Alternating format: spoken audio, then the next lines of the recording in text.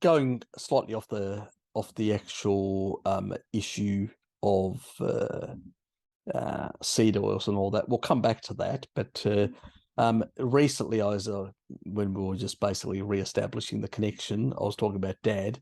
Yeah. His last hearing, because he's got damaged eardrum that actually happened years ago from his Boilermaker welding days and stuff like that. Within that industry, there's much higher, especially in the old days where there was less protective gear and approaches.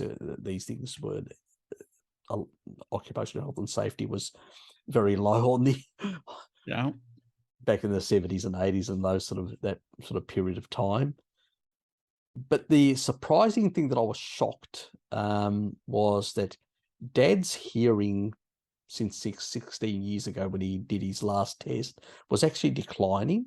And even my brother Sean was going, Dad's, I talked to him last time. This was, this was more or less late last year, and he was telling me, have you noticed your dad's declining and all that? And I hadn't picked up on it, to be honest, and stuff like that. His hearing was actually declining. And then I put him on, he's been nearly a year now on taurine. And when he actually did and he's improved in that regard, but when he did his actually hearing test about 2 odd weeks ago, so he's getting a hearing aid on Monday, so tomorrow at 9:30. So we're going there and just getting it adjusted and all that. So his new hearing aid, which doesn't interfere with his mobile phone. But pretty much the thing that shocked me was that the doctor said his hearing hasn't changed in the last 16 years. And I go, what? Say that again. So what's Dad been doing new? Well, in the last half a year, he's basically increased his meat consumption. Well, he started changing his meat consumption. I've been nagging him for the last 5 years to increase his meat consumption, and he's resisted quite a bit. And he's done a number of things that he shouldn't have done with, let's say, contraindicated interventions for COVID. So he's ignored me on a lot of fronts. But he has done a few things like increase his intake of meat. In recent times, in the last, I could say, half a year, he's really ramped up, and he's got a veggie. He grows his own veggies and stuff like that. But he's actually said to me this year, I'm only going to grow a few things. I'm not really interested in that much. And I go, really? And he's consuming far more meat than he used to in the past. His muscle atrophy has been completely reversed in the last 10 years compared to where he was. His pernicious anemia has also been resolved. And on top of that, his hearing seems to be improving, and he's 87 years old, which is just bizarro. And he's not on a carnivore diet, let's be honest. He's consuming double the amount of protein, the animal protein, that he was before in comparison. So he's sort of more still on a mixed, diet in generally. Before he was on a high 2/3 plants, 1/3, probably about a quarter animal foods. In total, that's dairy and meat and seafood. Now he's probably about 60% is primarily animal foods, 40% is plants. And we've seen massive changes in his hearing, in his sort of cognitive capacities, and many other things in the last probably 8 months. So it's been a bit of a shock to me as well, how rapidly. I'll be honest with you. I was hoping, but I was a disbeliever myself that it could basically work as well as it has. Yeah. Now, I'm going to tell you something, Harry, because my audiologist I'd been with for a long time. Sadly, you know, the NHS moves these people around, and he's no longer there. And he was replaced by someone nowhere near as good. But I had an audiologist for years and years, and I absolutely trusted him. And we did the same hearing test in the same room with the same audiologist year in, year out. So I've been going deafer and deafer since I was 23. I wear 2 hearing aids. That wasn't always the case, by the way. But anyway, that's another matter. That's why I don't like Tony Blair very much, for a promise not delivered. But anyway, we're getting to that on another point. And I'm going to do a separate video at my hearing aids, actually, for people really interested. But long story short is, suddenly, about 5 years ago, my hearing started to improve a bit. And then about 3 years ago, he said, well, what are you doing? What are you doing? Because your hearing's getting better and you're 55, and that's, you know, we shouldn't be seeing that. And I mean, I knew that because I have an app that's got a volume switch for my hearing aids, and I knew where my hearing aid volume was, you know, sliding across on the app, and I was bringing it down and down and down. So I knew, sort of factually, demonstrably, my hearing was improving. It's not great, but it got better. That's the point. And he couldn't believe it. So we had the verifiable that it was better.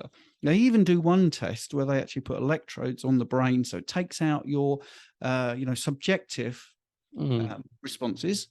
Absolutely fine. And I said, you won't believe it. I don't eat plants and it's all just meat. I'm just carnivore. And he went, you're right. I don't believe it. I said, well, that's the only change. I don't smoke. I don't drink. I am a very boring person. I'm not doing anything else. That's the only change. But it was markedly, you know, improved. I mean, like 5%. To when you've got 15% hearing compared to like normal, and you go up to 20%, that's a huge difference to me. Well, I'll cover another point on that. A number of years ago, this is at the time when I had my cardiovascular disease 12 and a half years ago. And even after that, when I started making changes, I moved to paleo and did a number of things that, and I was doing, even when I was doing keto and low carb, I was still primarily, you know, a lot of veggies, green stuff and stuff like that. Ended up with 4 kidney stones from the high oxalates that I consumed in that period of time. Absolutely fun times. But anyway, I'm just being facetious. But the thing, the reality is that I also suffered, you know, from tinnitus, so ringing in the ears. Yeah. I used to, you know, I was when I was a youngster, very much into heavy metal and stuff like that. So I sort of put it down to, oh yeah, okay, I've damaged myself from very high audio levels. You know, I ran as a youngster, probably shouldn't say this, but let's say I had a radio station which wasn't exactly registered, but I won't go into any other details. So, you know, I was in that sort of industry, in that sort of environment, in concerts and stuff like that, setting up gear. And, you know, I mean, even when I went back to Greece back in 2006, a mate of mine, he still does that.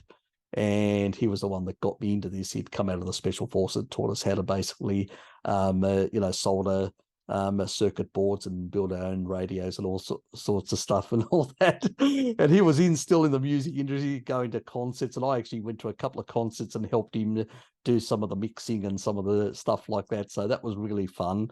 I enjoyed that. But you know, that sort of industry also did cause me my well, I put it down to that as causing my tinnitus. But in the last, it's probably, I've been on taurine, and that was my heart, to reduce the fibrosis of my heart. Because I came across quite a lot of research talking about fibrosis, because I was really interested, how do I get rid of fibrosis in my heart? I realized that this same substance reduces fibrosis in all sorts of tissues. So it was, I got an additional benefit. And I think, you know, some of the problems of senescence and damaged cells and stuff like that in all sorts of areas, different parts of the body, do create a lot of these sort of derangements in the way things work. I think same thing with the ears and eardrum and stuff like that. And I think that's where some of these problems were coming from. That means I Mm. wasn't giving the right nutrients to my body to heal these systems. Yes.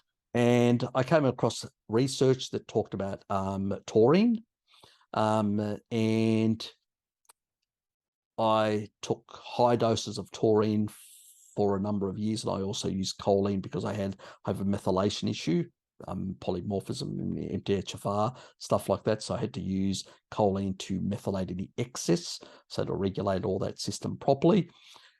And I realized I also had a number of issues with my choline pathway, so I had to get it in, supplemental or with eggs, quite a few eggs to get sufficient, or with organ meats. So that was a bit of another revelation that explained a lot of problems with my physiology. Yeah, burn victims. Sorry, Harry, but you just hit on something I am currently doing a video about. Well, burns victims used to be told to eat 30 eggs a day. Exactly. Yeah. And and the thing is, a lot, people need to realize that eggs are not a problem. It's, unless you've got a sensitivity, and that is for a whole lot of reasons. That would require hours to explain all the nuances, the reasons why that occurs. But keep things simple, I mean, I always remind people about that old geezer, 88 years old, in a nursing home, who consumed 25 eggs on average per day. He had an addiction to eggs, and he was doing it over multiple decades. He was 88 years old, had no problems, had a, slightly lower cholesterol than most people would think. But as we know, cholesterol is not a problem as long as it's native LDL and not oxidized by seed oils and many other inappropriate substances.